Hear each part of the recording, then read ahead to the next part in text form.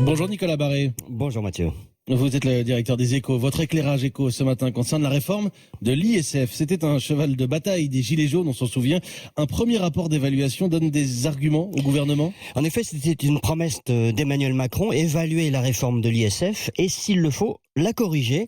Alors, le verdict d'un comité d'experts indépendants, économistes, syndicalistes, représentants du patronat et de l'administration est tombé.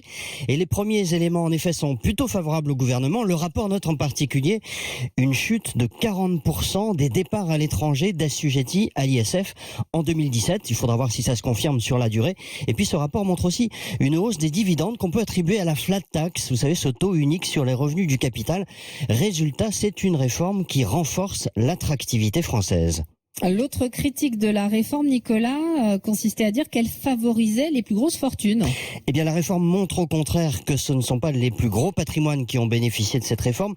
Celle-ci a plutôt eu pour effet de faire sortir de l'ISF des petites fortunes.